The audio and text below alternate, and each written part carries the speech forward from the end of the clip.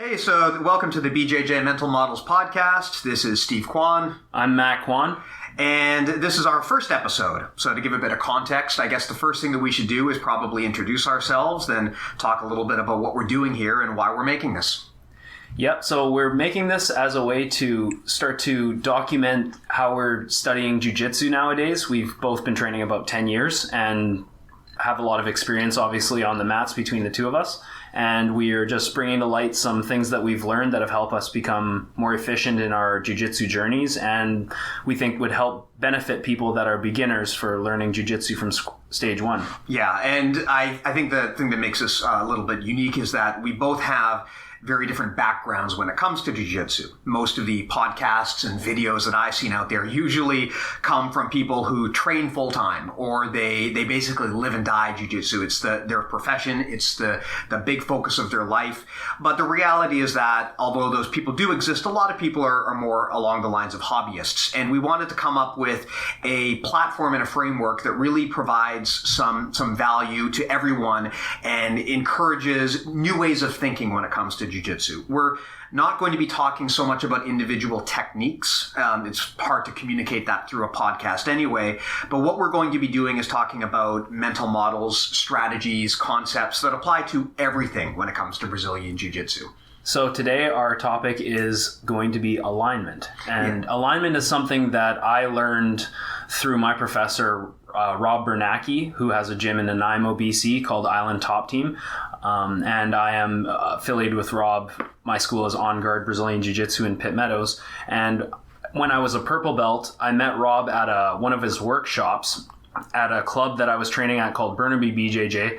And he was talking in language that I had never heard before. He was breaking things down into... outside of grade 9 science, basically. Yeah, using terms like levers and frames and problem-solving algorithms and really nerding it up, right? And at the time, I didn't really know what I was even listening to because I had, like so many people out there, I was used to learning jiu-jitsu in terms of moves. So I was learning techniques, and I always thought jiu-jitsu is a game of techniques. You know, you need to know these techniques. You need to be, you don't need to know them all, but you need to be really good at them. But primarily classes were taught in, roll to warm up or do a warm up. Then you focus on a technique or two, and then you roll at the end. So it's not so much an emphasis on how you get from one spot to another, but more, developing your favorite moves and developing your game plan essentially around a set of moves. So when I met Rob, he started talking in terms of alignment, and what he meant by the analogy he uses for alignment is that you look at the best athletes in the world, soccer players, hockey players. Why do the best players keep scoring goals or getting a lot of assists? And it's because of things like alignment, where they're in always a better position to be advantageous during the game. So if you can always be in a better position than someone using your alignment of your body, then you're going to be essentially more effective and more efficient in your jiu-jitsu attacks. Sounds good. And actually, maybe before we dig into that, I could ask a few questions about your particular background, Matt. You mentioned already that you're a head instructor at On Guard BJJ. Maybe tell me a little bit about your journey through jiu-jitsu, your experiences in competition, and kind of what your philosophy is for playing the game. Yeah, so actually... thank you, Steve, for getting me into jiu-jitsu about 10 years ago. I started knowing jiu-jitsu like so many people through Joe Rogan. I was influenced. And it was actually, I came home from the library and my buddy had a book on Brazilian Jiu-Jitsu by Joe Rogan and Eddie Bravo. And I looked into it and it was, really cool. I had wrestled a little bit in middle school, and then in high school, I just played hockey all the way through. And I wasn't really into grappling, but I did enjoy the wrestling aspect of it.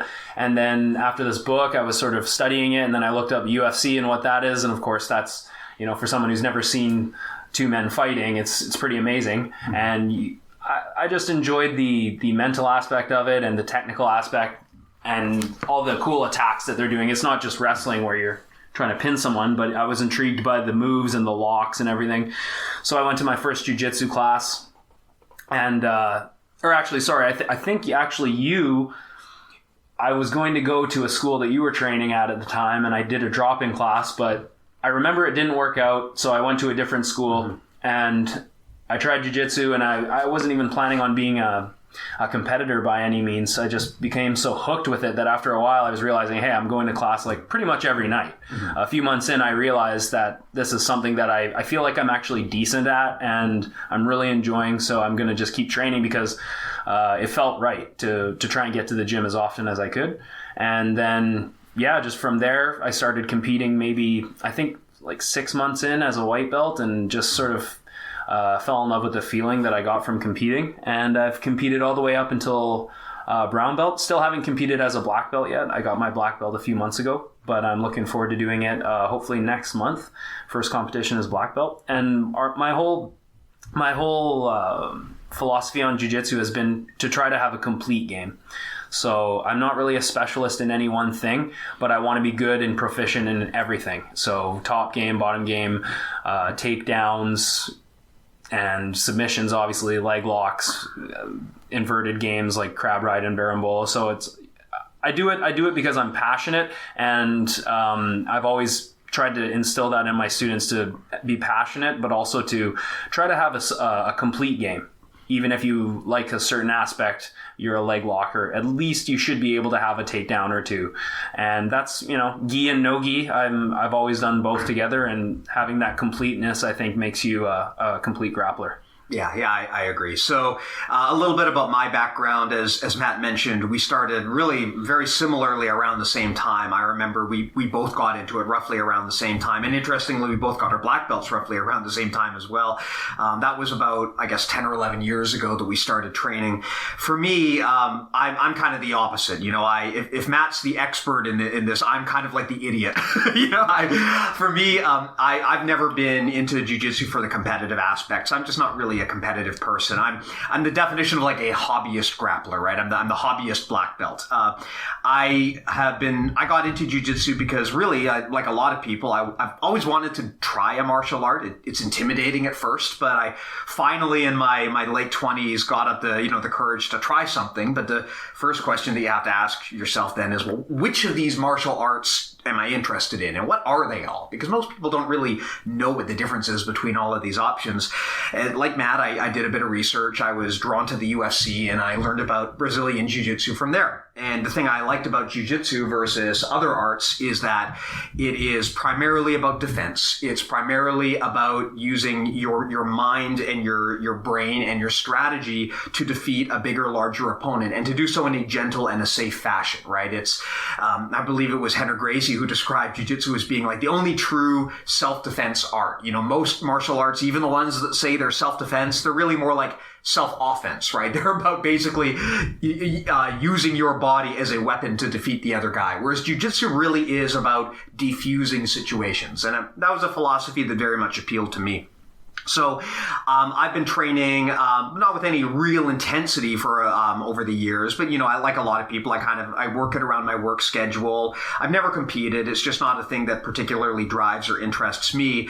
But I do still want to use the limited training time I have to be as good a grappler as I can be. And when you do have limited time to train, you have to really maximize every training session that you've got. You're going to be fighting guys who are a lot more dedicated than you. They're a lot younger, bigger, stronger than you. And for me, the goal has always been to be an effective learner and to have an effective strategy. And I spend a lot of time thinking about what that means and how I want to apply myself to the art. A big focus for me is coming up with strategies and learning models. And that's kind of how we got this whole concept going about mental models. So this is something that comes up a lot in the business world and in my career path, where you're looking for ways to make good decisions and ways to think effectively. And Warren Buffett's business partner, Charlie Munger, really popularized the concept of mental models, which basically means coming up with looking for patterns in the world, looking for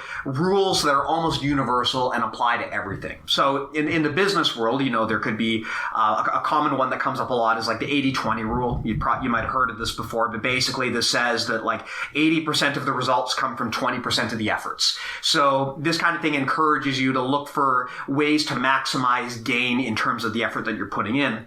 And I kind of realized that Brazilian Jiu-Jitsu has a lot of these as well. You know, there are rules or strategies or principles that are almost universally true.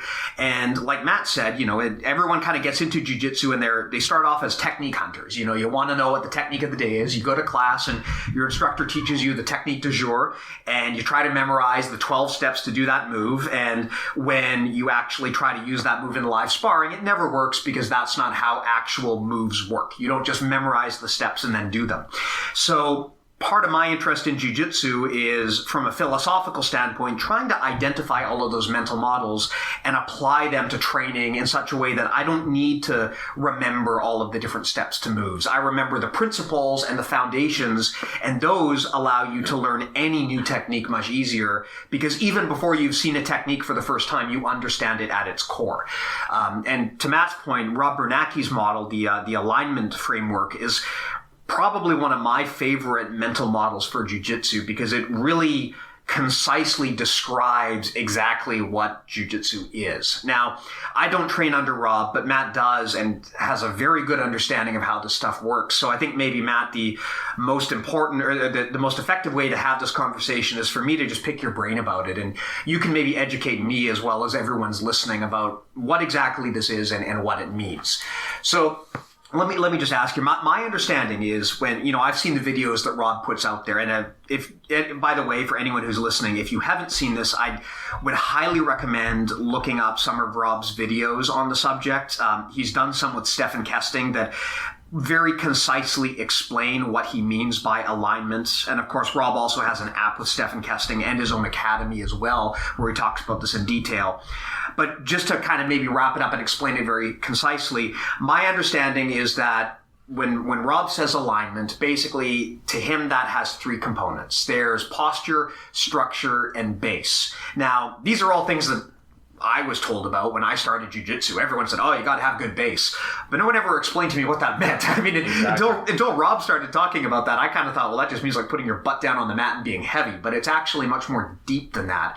Maybe talk a little bit about what these three things are and why they're important.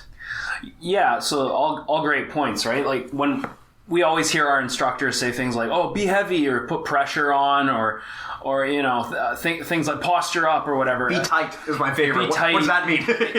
you really, the way that Rob teaches things is he uses he's very scientific with his approach, because not only do the techniques and concepts, not only they're based around human biomechanics that use, you know, things like levers and wedges. We can get into that more later, but it talks about how to just stay in alignment, and how to scientifically apply pressure. So instead of saying just being heavy, he explains how you can be heavy. He explains, you know, why you're basing in a particular way, what center of gravity is. You know, he breaks it, like you said, breaks it down very concisely in his the BJJ formula, which is a Grapple Arts app he's done with Stephen Kesting.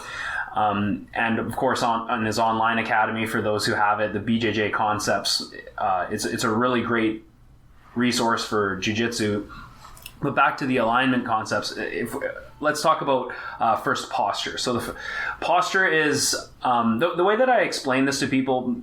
90% of the people that come and see me for privates, they want leg locks, because I've been known to spread and develop this Island Top Team leg lock system that Rob and I have been worked on for the last few years, as well as Rory Van Vliet, who's a brown belt under Rob. He's also behind a lot of the breakdown videos that Rob does. So check out his stuff, The Science Behind Your Jiu-Jitsu. But the posture element of jiu-jitsu, everyone has a spine, right? So the posture is the alignment of your spine. And this is important to understand, because not a lot of jiu-jitsu schools talk like this. And using language like posture, structure, base, alignment, frames, levers, all these things, it helps you portray information a lot more effectively, right? So instead of just saying, look up when you're inside someone's guard, you can tell someone to posture. And this doesn't necessarily mean look up. This means engage your hips, everywhere from your hips up to your neck. having your shoulders back and your chest open. There's always an optimal position for your spine in jiu-jitsu, no matter what position you're in. So it's important to understand that when you have a goal from a certain position, what your spine should be looking like. And that's going to directly relate to how effective your jiu-jitsu is. So when you're a kid, your parents always tell you, you got to have good posture. And so I think when most people think of posture, they think of just like have your back straight and have your shoulders back and don't stoop over. But in jiu-jitsu, there's more to it than that, right? Because a lot of what we do in jiu-jitsu is kind of stooping over or lying down on the floor. Or upside down. Yeah, or upside down. So when you say posture, you don't necessarily mean like, hey, having your shoulders back and having your back straight. That could be what you mean. Yeah. But in general, what you basically mean is like, don't have your spine all twisted and contorted to the point where you can't use your body effectively. That's right. So if your spine is in any way bent, let's say against your will, right? Like you could have your back rounded, inverting, and still have integrity in your spine. But if someone is forcefully turning your head to the side or turning your hips over to the side in a fashion where your spine is becoming twisted, or if they're pulling your head down like a snap down, then your back's going to be bent against your will, and thus your alignment will be broken. Yeah. Alignment is one of the main, I think they're all equally important, but alignment is really important because your spine it dictates, your entire framework, because your body is just like Rob says, your body is a box, a torso with a spine running through it. It's got 4 levers and a computer on top. So knowing that we're all made up like this, unless you're missing a leg or something, we can all manipulate our opponent's body in the same fashion. So this should be universally translatable throughout jiu-jitsu practitioners. Yeah. So the next thing we'll talk about will be structures. Okay, so structure, when Rob refers to structure, he's referring to the alignment of your limbs to your spine. So your arms and legs.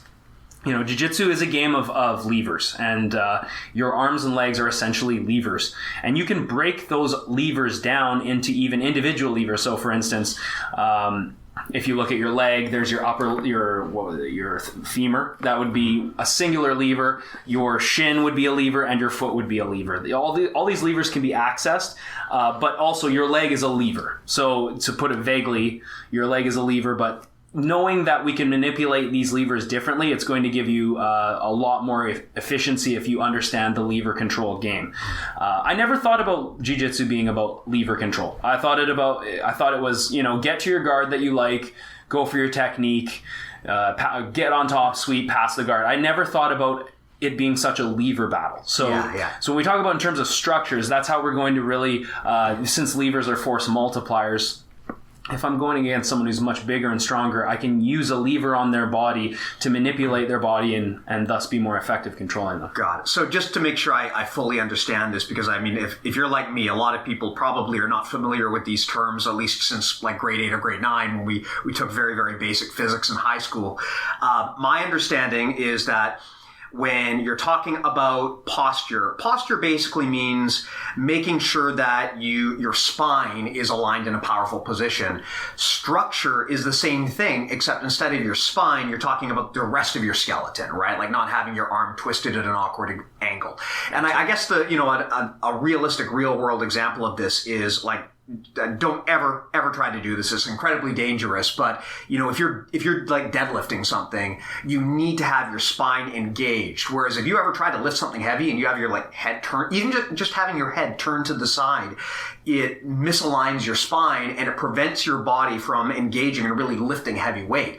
Now, if you ever actually try to do that, if you ever try to deadlift something with your head turned to the side, you're going to seriously injure yourself. So please don't ever do that. But a big part of jiu-jitsu is trying to ensure that your opponent always has his spine misaligned, because a good example being like, hey, if you're on side control in a guy and you do the old shoulder of justice where you use your shoulder to drive your opponent's head so he's looking away from you. I mean, a common thing in jiu-jitsu is if you can prevent your opponent from looking at you, they basically can't do anything. And a big part of that, the reason for that is because they don't have posture anymore, right? Because you've denied them the ability to engage their spine and they're not aligned to you. And posture or structure is a similar thing where you kind of torque or you twist your opponent's limbs in such a way that they can no longer effectively use them. And as a smaller guy, which I am, this is a very important principle to understand, because if you want to defeat a bigger guy, you have to deny them the ability to use their weight and their strength. And you cannot use your strength if you don't have posture or structure. Like if your arm is twisted at an awkward angle, it does not matter how muscular you are. So that's a big part of why this is so important, because it effectively short circuits the whole strength-based game that a lot of people are going to try to employ otherwise. And you're absolutely right. And when we're talking about structures, not only do I want to not have my arm twisted, but I just don't want my opponent to gain access to, say, my wrist or my foot. And that's going to... It's something that you're going to want to fight for early on in the exchange, and it's going to pay off big time later on if you win that lever battle. With posture structure base, you always want to deny your opponent these three things while you maintain these three things. Okay, so it can be even further broken down into a game that Rob showed me, where you're rolling with your partner and then you'll freeze and the scorecard game. The scorecard game. You say, "What's the score?" Right. So this is all Rob's stuff. He has a student assess the situation and say, "What's the score?" Well, if you have your head turned to the side, you're denied your posture, right? We each start with 3. If your opponent denies posture structure based you, depending on the situation you're in, you can accurately assess if you're in alignment and you'll be able to effectively defend, or if you have to continue to work to get your alignment back. So, for instance, if someone tries to armbar you from the guard and you are fully postured up, they're probably going to get their guard passed because they're trying to armbar someone who is in full alignment. So many times we hear the saying, position over submission. But it should be more of what we're really looking for is breaking someone's alignment, leading to control, leading to submission. Because you can have someone in a position of your choice, like a guard of your choice, and they could be in full alignment. So if you try and sweep them in this moment, or if you try and attack them with a submission, you can fall very far behind in the sequence, and it's going to be a big hole to dig yourself out of. So it's important to understand that keeping alignment is beneficial for you, and denying alignment to your opponent will give you better control over your opponent. Awesome. So talking about the scorecard game, if I understand correctly, basically you're saying that there's 3 things I've got to have, and there's 3 things you've got to have. And for both of us, it's alignment. And alignment breaks down into posture, structure, and base. So at any point in time, when I'm doing a move, my goal is to make sure that I've got all 3 of those things, or at least as many of them as I can, while taking them away from you. That's right. And so that's basically all that jiu-jitsu is, right? Like if you strip away all of the terms, all of the labels, jiu-jitsu is a matter of keeping your posture, keeping your structure, and keeping your base while taking that away from your opponent. That's right. And I think it's also safe to say then that, this is something I really wish people had told me. There really is no such thing as a submission. Like a submission is not different from a position. A submission is a position. All a submission is it is a position where you have completely taken away every single option from your partner. Their score is now 0. They have no posture, they have no structure, they have no base. So they're in a position where you can literally do whatever you want to them, and that's all jiu-jitsu is, right? You're trying to keep your score at 3 while taking your opponents down to 0. Yeah, well, so we'll define base in a second, but what Steve's talking about with denying your opponent posture structure base, the way I describe it to students is as resources. So you want to deny your opponent the resources needed to have a defense against your attack. These concepts all trickle down from Rob's time practicing with Ryan Hall. He visited Ryan at his school 50/50 and was also a huge fan of Ryan's instructional. So definitely check out Ryan Hall. He was one of the first guys that I sort of saw describing things like, frames and how to be in alignment, how to keep your back straight, things like that. And then Rob took it and developed a systematic approach to it. So now we're talking in terms of base. So base would be our connection. Well, the scientific definition of base is a platform which you can absorb and exert force. So the platform that we might use to absorb and exert force, it might be the floor, it might be our partner, depending on what we're trying to do, depending on the position, right? So it could be the wall, depending on what you're training. It could be exactly. So think about a shrimp, for example. If I'm going to do a shrimp and I need to escape my hips, if I don't connect my feet to the ground, I won't be able to lift my butt off the ground, and then I won't be able to move my hips. So it's very important that I put myself in base and put my feet on the ground to allow me to move my hips. It's something that's a very easy way to tell someone when you're watching them train to say, go into base. As long as they understand what that means, it's going to be very easy for them to now take that knowledge and essentially this alignment concept it's a problem solving algorithm. It's a filter. So if I see two people rolling and I say, get in base, they should know what I'm talking about and correct themselves so that they can't be pushed in one direction or pulled in one direction, effectively sweeping them or knocking them off balance. Being in base involves having your center of gravity controlled, which means that your mass, usually your spine and your hips, are within your pillars of support. So generally speaking, that, if you're in a standing position, that's going to be your feet. And if you're a pillar of support or your mass goes beyond those posts, that's when you're going to need to actively post and recover your base. So this is very important when we're talking about guard passing and maintaining top pressure, or as a lot of people say, being heavy. Yeah. And I think everyone's been there where you're sparring with a guy and he just keeps trying to sweep you and he can't, and then eventually says, man, you got really good base. But that's not entirely what we're talking about here, right? Because my understanding, based on what you're saying, is you don't have to be in top position to have base. You can have base from bottom position. Base just means you've positioned your body in such a way that you can generate some force or absorb force to your benefit, right? That's all it means. It means that, so on the bottom, if you can be in bottom side control and have some degree of base, right? Like if you can plant your feet and you can bridge and hip escape, that is base. Maybe not as strong as the base the guy has on top because he's got gravity in his favor, but you can still establish base from a very poor position. Yeah, absolutely. And we should also, now that we're talking about base, we should also talk about force vectors. So force vector just meaning weight or force being applied in a certain direction at you. So when you can identify the force vector, let's say someone just double legs you and you're on the bottom trying to desperately retain guard, and they're double legging you, grabbing your legs with both arms, they're walking around trying to pass your guard. If you just stay on your back, like you said, your opponent has gravity. It's going to be very difficult to just frame and regard. What we have to do is create hip movement, and that's going to involve getting in base. So when we get into base, when someone is, trying to pin us with a double leg takedown, I want to create a post that matches the angle of the opposing force vector. It's easier to see this in a video, and like I said, I recommend you go check out Rob's apps because he breaks it down perfectly. But when force is coming at me in a certain direction, I want to post in the opposite direction, but the force vector and the post are meeting in the exact same direction. And then, of course, I want to establish some frames because, being in guard is basically just managing distance and frames. Yeah. And that's where we also could talk about frames and levers, which are essentially how you're going to manage and manipulate your and your opponent's structures. Mm-hmm. So just to make sure I think probably we'll wind up doing a series of these episodes because there's a lot of concepts here. But just so that I understand properly, when we're talking about force vectors, basically you're talking about like the direction of force that your opponent is putting towards you. And you're saying that, hey, look, generally speaking, you want to create a solid structure and you want to meet that force vector head on so that you can basically stop that motion.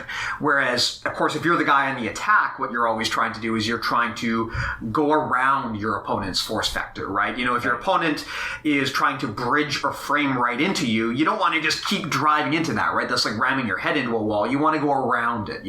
And so this is the opposite side of that equation where, hey, if you never want to meet force head on. If you're the guy who's on the attack, you want to try to go around that because that way you bypass his source of strength. That's exactly right. And being in base will always give you the mobility needed to remanage your distance. So if you're in a battle where you're trying to maintain guard and your guard's getting passed, you need to create space so you can get your hips in a better position, create distance, and then reset your frame. So in order to do that, and in order to not get swept, we need to be able to be in proper base because I'm sure anyone out there who's listening who does jiu-jitsu, who rolls with a beginner, sometimes you'll put a guard on, like, a De La Hiva, and you rock your opponent and they just fall over because they don't understand where they should be posting or how they should be basing, or even in terms of learning leg locks. Another example, if I have a heel hook on someone and they just try and continue to spin out of it, it's not the most technical way to escape a leg lock. Generally, I tell my students to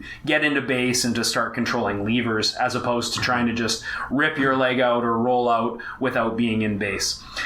Being in base pays off in the long run, and it generally always gives you the ability to defend a lot of attacks if you just understand how to be in proper base. Yeah, and if you when you spar with high level guys versus more junior guys, you can feel the difference, right? I mean, I know that if I get like top side control on someone who's less experienced, I can kind of, I can put my arm around their head and I can really crush them, and then I can start isolating their arm. Whereas if you're playing against a really experienced guy, I mean, a lot of the time trying to take side control is kind of like riding a turtle. Like, there's nothing for you to grab onto. It just feels like there's this ball underneath you because he's not giving you anything. And then eventually there's enough movement and enough exploitation of base that the guy regards or he gets up or something. And that difference really comes down to posture, structure, base, right? It comes down to the fact that the person on the ground is making effective use of their body while denying you the ability to latch onto anything, which you call a lever, right? Basically, he's denying you the ability to grab an arm or his head or a leg and use that to manipulate him. That's right. And so after we take these concepts and think about alignment as essentially a system or a filter that we can use to identify, first of all, it helps me identify things that I see on the internet that I feel are not effective, because I can see if someone's in base now. It's almost like I'm seeing numbers in the matrix, and I'm able to look at these scenarios and say, hey, that would work, or that wouldn't work because, you're not in base, or your opponent is just giving you this. Once you use this alignment system, it helps you really sift through all the BS out there, and you can really decode any grappling scenario. I've yet to find a grappling scenario where posture, structure, base doesn't apply. Yeah. And now that I know this... And that's why it's a mental model, right? Because it's universal. It describes every aspect of jiu-jitsu. And once you can understand that, like you said about the matrix, you start to see the patterns that govern the world, right? Rather than trying to remember, oh crap, where do I, where did professor say I put my hand in this position? Exactly. You don't need to remember every step because things become more fundamentally clear to you, and you just follow those 3 rules. Exactly. You're essentially teaching someone to fish. I find it's also a great way to help build instructors because they start to use this language, and then they can relay information very accurately. They can say, I would put my hand here and this is why I would do this. Yeah. Not just, put my hand here and put the pressure on, which is a very vague statement. In terms of how this outlook on jiu-jitsu, it goes beyond jiu-jitsu as well. If you think about any physical human exertion, I'm lifting a box, or I'm shooting a golf ball, or I'm going to swing a bat. These rules all apply. I have to have myself in proper base that I can generate force. I need to have my spine straight so that I'm going to have the maximum output for the minimum efficiency, maximum efficiency for minimum exertion. And I need to obviously have my limbs in the correct position depending on whatever task I'm doing. So being in alignment is something that goes so much farther on to jiu-jitsu. It translates into life, like I said, into almost any physical exertion to become more efficient. And really what we're trying to do is be, I don't want to say not work hard, but do the most amount of efficiency for the least output. Yeah, well, I mean, I would actually specifically say that, you want to avoid unnecessary work. If you're working hard, you should be working hard because that's the only way to really get what you want. But you also don't want to be working efficiently, right? You want, as you said earlier, Matt, you want a force multiplier. If I'm putting in X effort, I want to see 10X results. This is kind of the big thing that at a white belt level you don't understand. You're pushing and pulling and you're using your muscles and you're just happy if you get a submission.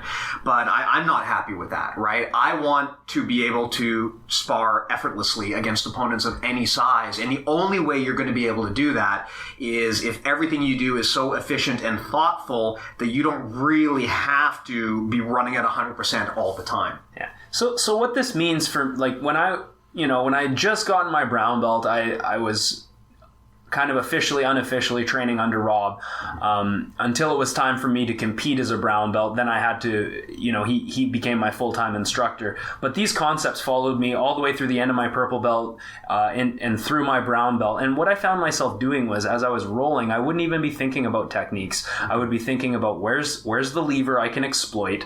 How can I deny my opponent access to my levers, which is a huge concept, and then look to break my opponent's alignment. This would lead to advantageous positions like sweeps and guard passes and submissions. So when we go back to the scorecard concept, once I've denied my opponent 2 or even 3 of those things, it's now usually time to go for a submission, because you've successfully taken your opponent's base and posture away, and now we're looking to isolate limbs, or depending on whatever submission you're doing, exploit their and part of the reason why this is important is because, if you were to try to map out, and this is where I think a lot of instructors go wrong, if you were to try to, like, from any given position, map out every single possible option and memorize every single possible variation and place where your hand could go, you wind up with just way too many things to memorize. There are literally infinite possibilities for what could happen, and you can't memorize the perfect counter to everything. Whereas if you think of things at a foundational level and you just think about alignment, that's 3 things you have to have in your brain at any given time: posture, structure, and base. And then you can make decisions much more rapidly. And that is so important when you're sparring, right? I mean, I think it was, I may be wrong on this, I think it was Saulo Ribeiro who said that if you have to think, you're going to die, basically. If you need to stop and think about what you're going to do at any given time, you're already going to lose, because your opponent has already moved right past you. You need to be able to make the right decision very, very quickly. And it's a lot easier to do if you're only thinking about 3 things instead of thinking about tens of thousands of things, right? I mean, a good example that I can give anecdotally is, for a long time, I had a really hard time getting out of side control. And it was because I was looking for moves, right? I was trying to think, well, okay, if Uki's got both hands on the near side, I got to have an answer for that. Oh, but if he's got both hands on the far side, but if he's in Kesekatame, I got to do this. So I was trying to think of the right answer for every possible scenario. And what would inevitably happen is I'd get into the spot, and, maybe the guy would grab both, he'd have my near hip and he'd have his arm around my head. And I'd think, I know what to do here. And I'd execute step 1, 2, 3, 4, 5 of my predefined escape, and as soon as I did that, the guy would switch to knee on belly or something. I was like, okay, now my move is out the door. A variable has been introduced, and I can't think fast enough to deal with this. What I eventually kind of realized is it doesn't matter what techniques or steps you're following. You just have to really make sure that you have your levers controlled. Don't give the guy anything to grab. You need to make sure that you're not overexpending energy. You need to make sure that you're facing and framing the guy. And rather than trying to do your one perfect escape, you need to just be constantly moving and constantly executing these principles over and over and over and over again. I actually taught this a week or 2 ago. We had some new people who were getting really frustrated because, like everyone, they got stuck in side control, and they were looking for the silver bullet escape that would get them out. And I told them, just forget about techniques. There are no techniques here. Do not focus on memorizing the steps. All you need to know is, number 1, don't overexert yourself. Number 2, don't let them don't give them any lever to exploit. And number 3, don't try to use big explosive motions. Use constant manipulation of levers. You want to be able to make sure that the guy can't misalign your spine. If you look at someone who sucks at getting out of side control, they're trying to do these big explosive bridges and these big explosive hip escapes, and they never work. But if you look at someone who's really proficient, it's almost like watching an earthworm wiggle, because they're not really doing anything big or explosive. It's just constant little adjustments and little motions that allow, without exposing your arms or your legs. It's really a profound thing to watch, because it's almost naked, or it's almost unseen to layman's naked eye. Yeah, and I hate to use the whole invisible jiu-jitsu term, because it kind of makes things sound more magical than they are, and also more infinite. Yeah. It really just looks kind of like an earthworm wiggling, because it's just a person making very small adjustments to get their alignment back. They're not trying to Hercules their way out of it. They're just kind of gradually bumping just a little bit and hip escaping just a little bit. And if you keep doing that, eventually you'll get free. And that way of thinking is much better than trying to memorize every single technique. Yeah, and doing looking through the alignment lens or filter when you approach grappling, like it takes a while to program it into your mind and to really have that in your head when you're grappling and especially when you're teaching. This idea of alignment can help competitors obviously get better, but it helps for me as an instructor. It made it so much easier to teach jiu-jitsu. So for instructors out there, if you're not using, talking about human biomechanics and things like alignment, you're probably teaching in moves, and your students are probably missing what I would consider the big picture. There are obviously different journeys in jiu-jitsu. You could be a technique guy. You've learned in techniques. You put 10 years on the mats and you have fantastic jiu-jitsu, but you might not be able to explain exactly why something works universally or scientifically. Why when you push me here, why should I put my hand here instead of here to not get swept? Or, why?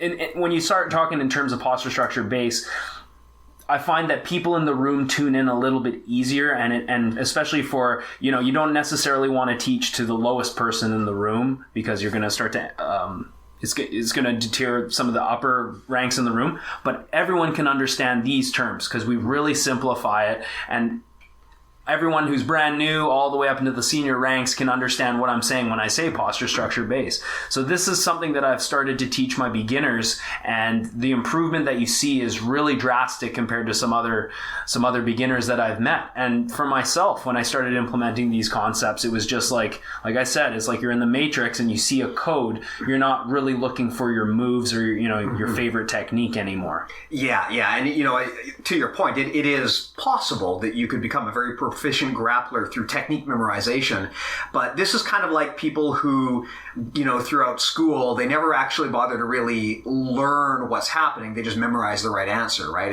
It's gone next week after you take your test. And additionally, if you see something that you've never seen before, you won't know how to respond.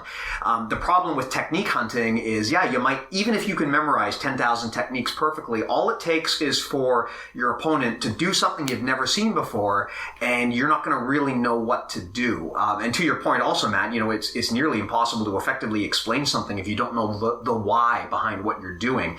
I think it was Einstein who said that, unless you can explain something in the simplest possible terms, you don't really understand it. This is something that I think is so foundational and important to jiu-jitsu, because jiu-jitsu right now is a very technique-based system in terms of the way people teach it. If you look for jiu-jitsu stuff on YouTube, 99% of what you're going to find is a video that breaks down, the dozen steps to execute an armbar or something like that. Everyone's teaching in terms of techniques. And I think that's really doing a disservice to people who are getting into this for the first time, or even experts. If you are thinking in terms of techniques, you aren't really fully aware of where the holes in your game are. The reason why I thought a podcast would be a good medium for what we're talking about is because we're not talking about 10 steps to do an armbar. We don't need to have a video to show that. We can talk about ideas, and audio is a very good medium for that, right? Whereas when you get onto YouTube is great if I want to do a detailed step-by-step breakdown, but there's already a lot of that out there. What I'm more interested in is the why behind the stuff. Why does something work? And how can you learn the principles behind jiu-jitsu so that you can be creative, right? Ideally, you should understand the foundations of jiu-jitsu enough that you can create your own game. I mean, most of the chokes and the submissions that I do are stuff that no one else does. I made them up, right? But if you can come up with something that is foundationally sound, and you can keep your posture, structure, and base while denying it to your opponent, it doesn't matter if it's an accepted technique or something that's been done a million times, or if it's something that you just created. If it works, it works, right? That's right. And alignment is just it's why we see. Well, when he does compete, it's why we see Rafa Mendes always winning championships. Why it's so hard to beat a guy like Marcelo Garcia. These guys are always in a better position. Mm-hmm. They're always just focused on their position. To a beginner or to a layman, it seems like they're a wizard. They know these moves that are just like magic. Mm-hmm. There's really no magic, right? There's no invisible jiu-jitsu. Even though sometimes it can be hard to see. These are all spells. These are not real things. If you understand why, based on a human biomechanics perspective, you're going to have a lot more answers for questions. And as an instructor, you're going to get asked why. You're going to get when you. a mistake a lot of instructors make is they say, I do this, I like to do this, or I teach this, this is what I do. That's fine as long as you say, this is why I do it this way, right? Because I could be like 300 pounds, absolutely jacked, and a lot of stuff's going to work that I can do. And the smallest person in the room, they're not going to have that luxury of being so heavy naturally or being so strong. So you got to, as an instructor, you have to be able to speak to everyone in the room, not just the big, strong person in the room. Everyone's going to have different games, different approaches, different body types, right? Different sizes. So it's important that we all say, hey, we've all got a computer on the top of a torso with 4 limbs sticking out of it, 4 levers. We all have that. So yes, size does matter in extreme cases, but being in alignment can make you very efficient as a small person fighting a big person. And it's portraying that alignment concept is going to help you make sure that everyone in the club can fill holes in their game just by running it through this filter of posture structure base. Yeah, and the thing too that I like about this framework, forgetting about moves, but just thinking about, do I have posture? Do I have structure? Do I have base? And can I take those 3 things away from my opponent? The thing I like about that framework is it prevents you from falling into the old jiu-jitsu trap of just like going to predefined positions.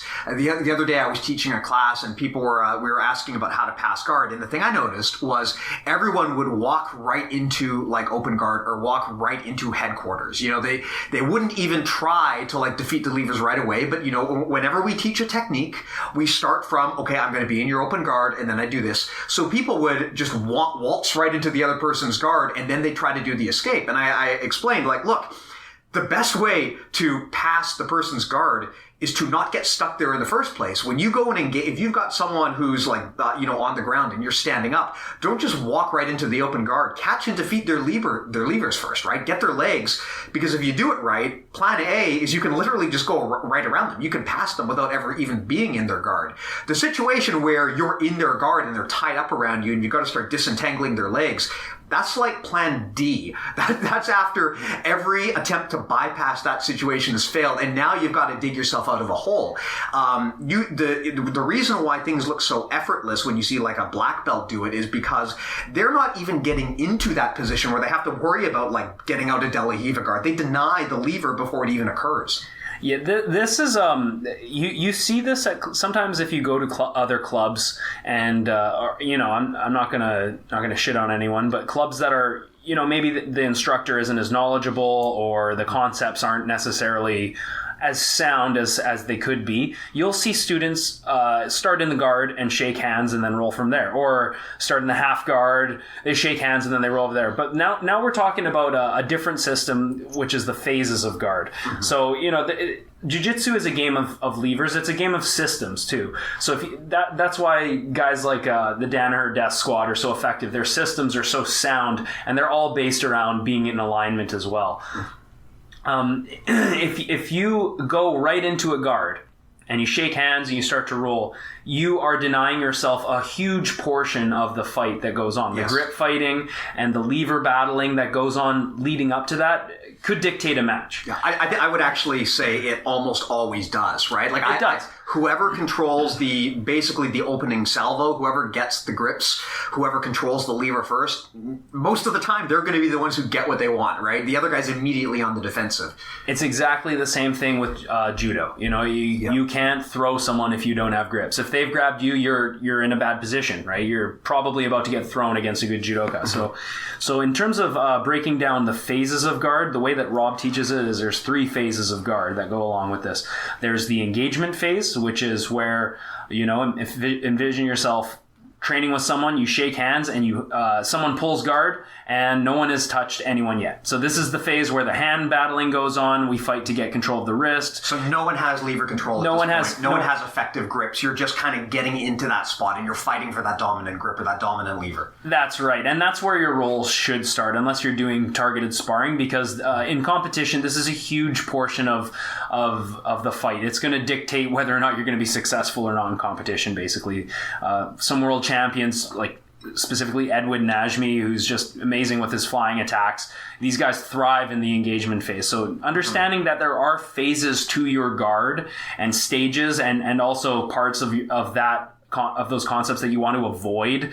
You don't want to try to start defending guard when you're already past, for example. So the first phase of guard is the engagement phase, the grip fighting that goes on and the lever battles. Second phase of guard is going to be the maintenance phase. So now picture yourself, you're in half guard. Okay. Mm-hmm. You have in this case, a half guard is a clamp based guard. You've wrapped your legs and crossed them, creating a tight wedge on one of your opponent's legs. And you're trying to get into a position where you can sweep, but more importantly, you're trying to deny your opponent the guard pass. So you are maintaining your guard. You're trying to stabilize basically at this point. You're trying to, stabilize and effectively manage the distance is the way by replacing frames. Okay. Right. And then of course, the third phase of guard is the recovery phase. So now, your opponent just knee cut past you from the half guard.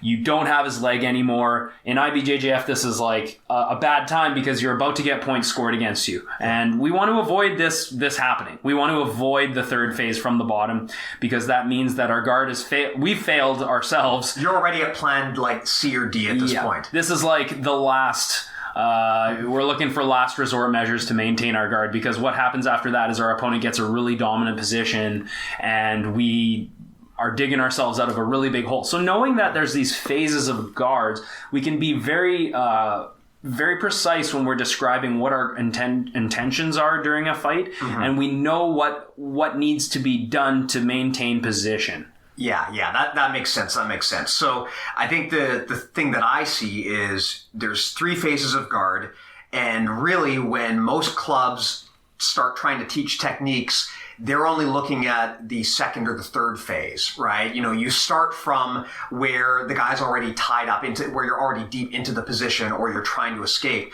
Most places don't start from no one has our grips. How do we even engage? Something I've been trying to do with students is to teach it really simply. When I'm showing something, normally what I do is I say, okay, here's plan A, and plan A is you don't even let the guy get his grips in the first place. Plan B is he's got his grips, but he hasn't completely locked you up the way that he wants yet. And then plan C is you're deep in the mud hole now, and you are on the defensive. You've got to get yourself out of that situation before you can start thinking about doing what you want to do.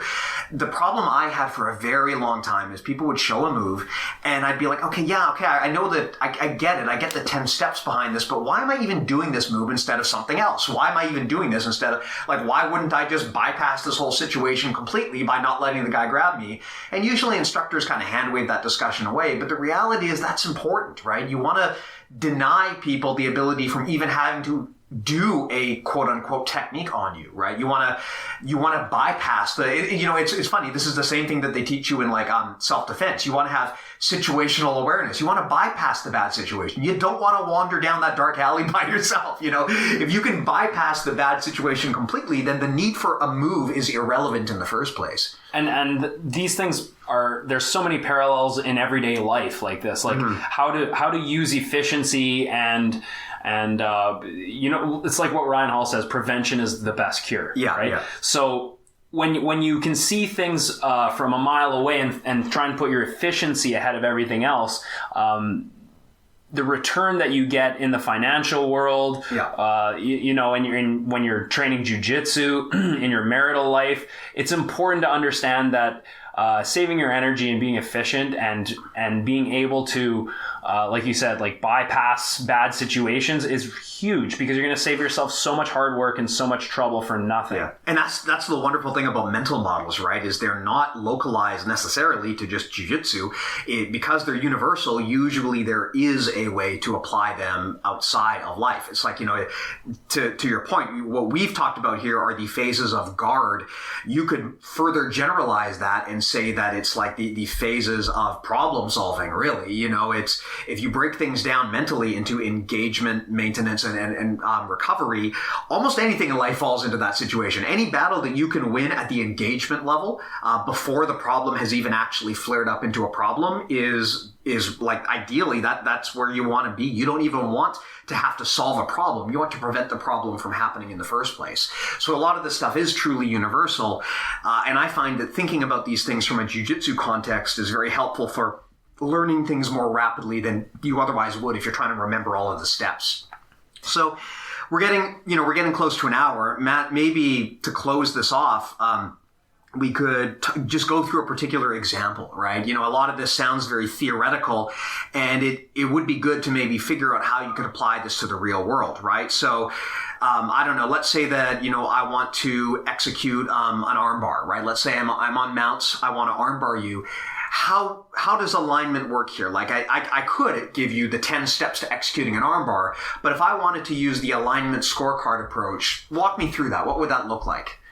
Well, if I have you in mount, what that means is I'm trying to deny you posture, structure, base. So maybe I'm being very heavy with my chest down on your face, with pressure on your face. I could be turning your face to the side. I really like that. I'm based very wide. Which kills my posture right there. That's right. Looking to break your posture. And also, depending on what you like to do with your legs when you're in mount, if you have a lower mount, you're probably looking for like a grapevine type attack where you're going to be denying your opponent the ability to bridge effectively. Your base is your feet, right? Because if my feet are planted, even if I'm the guy on bottom mount, if my feet are planted and I can bridge or hip escape, I do have base. But you can deny that, by grapevining or kicking my legs out or having some answer to that, right? That's right. Now depending on what the scenario where maybe you're going to go into an S mount, in order for you to climb up from that lower mount into a higher mount, you need to exploit your opponent's structure. So in this case, it's going to be the space under their armpits. So if their elbows are glued to their ribs, it's going to be impossible to expose the arm past the elbow. What we need to do is create separation from their elbow and their body and occupy that space with our groin in this case, or our leg. Mm-hmm. Once we do that, we will have isolation of the lever. So now, depending on what's going on, there's so many different types of arm bars. When I decide that I'm going to throw my leg over your head in some sort of fashion, or maybe my shin across your face, I want to make sure that I'm always keeping you out of alignment. So I'm not just going to spin and fall back and hope that I grab the arm, because commonly we do that when we're beginners, and as a result, a lot of the time our opponent rolls out, comes up on top, and now we've given up a great position. And also another thing that people sometimes don't realize is when you do that, the Hail Mary, the UFC 1 spin, basically, where you just throw your leg over, in addition to making these mistakes, you're also giving up your own base, because when you're flying through the air like that and there's no part of you on the ground, you can't adjust or pivot. Whereas if you can keep constant control, you maintain your base, and that makes it a lot easier to fight off escape attempts from the guy on the bottom, right? That's right. And now we've transitioned into an S mount. We've exploited hopefully both of our opponent's arms, as opposed to just the one we want. I generally always try and underhook the far arm as well, and create a wedge by driving my foot underneath their arm. So when I say wedge,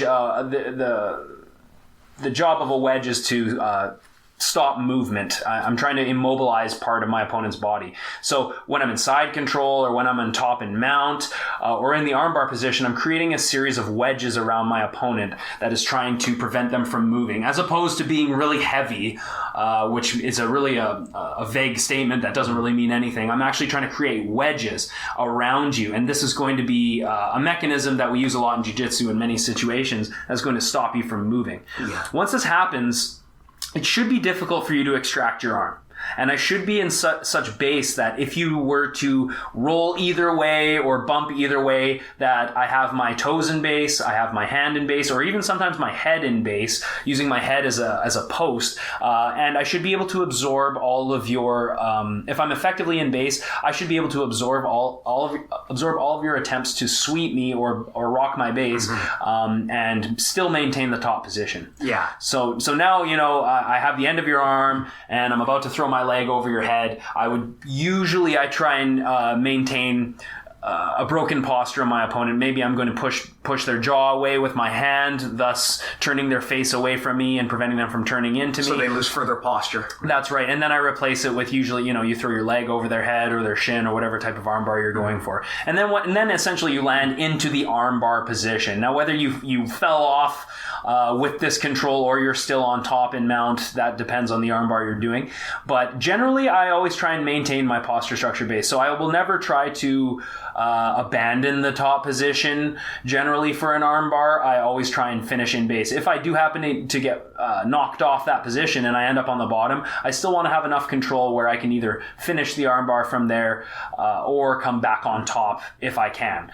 And a proper armbar involves obviously, you need to expose your opponent's arm past their elbow, but you need to have tight wedges around their shoulder so that when you apply force into their elbow, creating the armbar, that the pressure has nowhere to go. And it also denies them structure too, right? The mistake that, even at a high level, this can be very hard. If you don't have enough if you don't have a proper wedge preventing the guy from retracting his elbow, it's extremely easy to escape an armbar, right? If you aren't actually using your hips to wedge the guy's elbow, he still has structure and he can just basically retract his elbow and turn back in towards you. And that's even at a high level, that can be very hard to defend against. And of course it'll be easy for them to get out. It'll be impossible for you to actually apply braking pressure. Like if your opponent just lies there and doesn't even try and get out, and you try and rip his arm off, but your legs are just flat doing nothing, you're not going to get any actual braking power because the pressure on the elbow is allowed to bleed into the shoulder. And once the shoulder absorbs the pressure, it sort of it's like a spring, and it basically just takes all of the pressure out of the elbow. Compensate for the pressure elsewhere in the body, right? Exactly. The pressure bleeds. So what we want to do is we want to isolate the wrist, which is our control on the end of the lever, and then on the other end of the lever, the shoulder, we want to immobilize the shoulder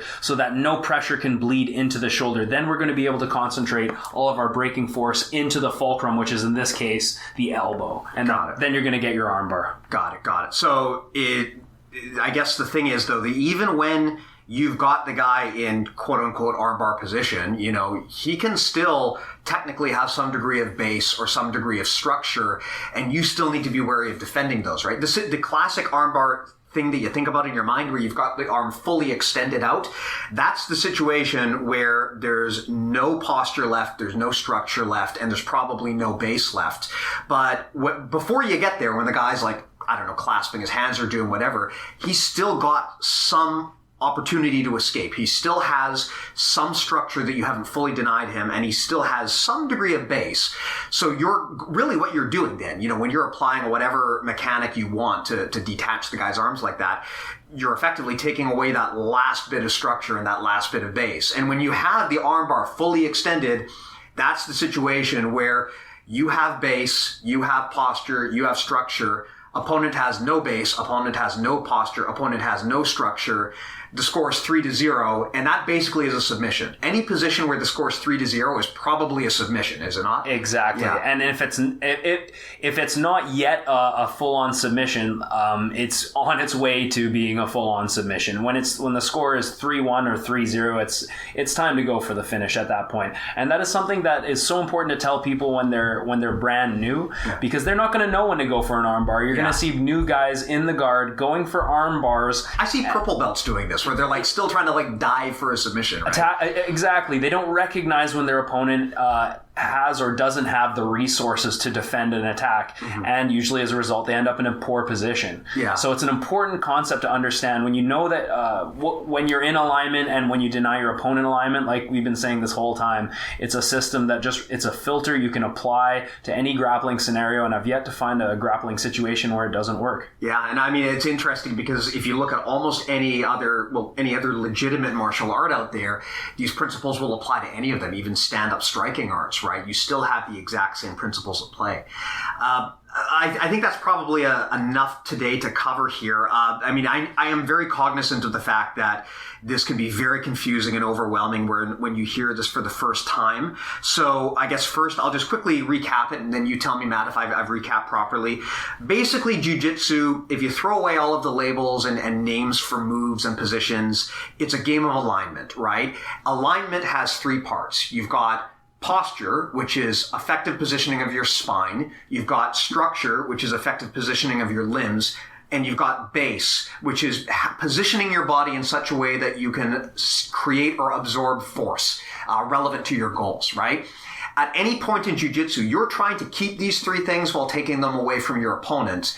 And the end game, when you win, is when you've got all of those things and your opponent has none of them. And basically, you can just sit there and control them and give them time to think about their poor life choices, right? That's basically all jiu-jitsu is. That's exactly right. Okay. So, I mean, I understand, too, that, there's a lot of new terminology here. As one of the guys who really pioneers this stuff and as someone who works directly with the guy who did, Matt, where would you suggest that people go if they want to learn more about this or dig deeper into this material? So definitely, Ryan Hall would be like one of the first guys, like we said. Definitely check out his jiu-jitsu DVDs, and he's got a few videos on YouTube. He starts to really talk about concepts. And then, of course, my professor, Rob Biernacki, Island Top Team Nanaimo, he's got an online academy called bjjconcepts.com, I believe. I'll look it up while you're talking. And it's a really fantastic resource for instructors. It's .net. It's BJJconcepts.net. BJJconcepts.net. Sorry, Rob. But definitely check that out. And it's also got the way that the online academy is structured is so organized that it's very easy to navigate through, whereas I find a lot of online academies are very scattered. Move of the day. It's just a database of moves, right? Yeah, it's a scattered library that's not even organized. What Rob's done, he's got a pedagogy section where he's actually teaching people how to be better coaches, how to relay information better to adults, how to relay information to kids, how to coach at tournaments. It's really awesome stuff, and it's really I think some of the leading material that you can get out there. Of course, Rob also has a 4-part app with Stefan Kesting called the BJJ Formula. Yeah. It's got a guard app, a top game app, a core concepts app, and a back control app. So you could base a curriculum pretty much around that whole app. It gives you all the BJJ concepts and movements necessary to become a really proficient practitioner and instructor. So definitely I'd recommend checking that out, as well as the online academy. And of course, Rob has lots of videos of all these concepts on YouTube. He does film pretty much every one of his seminar and put it up there. So the Island Top Team page on YouTube is also a great resource for this information. Yeah, as someone who is honestly quite new to this way of thinking, I found that I believe it was the first DVD of the core concept set. I downloaded that through the Stefan Kesting iOS app. I found especially that first one where he talks about these, rather than talking about moves, he talks specifically about what we talked about today. I found that a very helpful tool for understanding alignment. So I think that's a pretty good comprehensive discussion of this topic. In terms of how we want to structure this podcast, I think that the best thing to do, there's tons and tons of mental models out there. We wanted to start with alignment because it's a really good first starting point to understand what jiu-jitsu actually is. But there are many more other mental models. Maybe, I don't even know what they all are. We're trying to document them as best we can on bjjmentalmodels.com. We've been putting together a database of all of the mental models we've thought of over the years. But what I think we'll do for this podcast is on every episode, we'll probably pick a new one, starting from the more fundamental ones and gradually getting more advanced and more specific. Some of them, like today, will be very, very high level. Some of them might not even be about actual sparring at all. I mean, there are mental models that apply to learning and coaching techniques. And I think that could be a very interesting, untapped area of Brazilian Jiu-Jitsu where we could really have some good conversations. So again, I would definitely recommend, if you want to learn more about this, look up Rob Biernacki's website, bjjconcepts.net, Stefan Kesting's apps, especially the ones with Rob. We also have our own website where we document some of this stuff, bjjmentalmodels.com. Thanks again, Matt. I thought this was a really good first episode. It was a great chat. Thanks a lot. Sorry, go on, Matt. And definitely check out also Professor Kyle Terra, who is Rob's professor. BJJ legend and has a great online academy as well. So shout out to Kyle Terra as well. And yeah, it's been a great chat. And if you think about jiu-jitsu in terms of moves, I feel like you're really missing out on a great opportunity to fill in a lot of the gaps and problems that you could be having and why these problems are occurring. And it's just awesome information that I think everyone should have. Yeah, I agree. Thanks again so much, Matt. Thanks, of course, to Rob and to everyone else who's helped to pioneer this information, which I found so tremendously helpful. And to anyone out there who's listening, we are new at this podcasting game, so any feedback would be greatly appreciated. Please do feel free to share your thoughts on what you heard today. Thank you. Thank you, Steve, and hope you enjoyed. Thanks.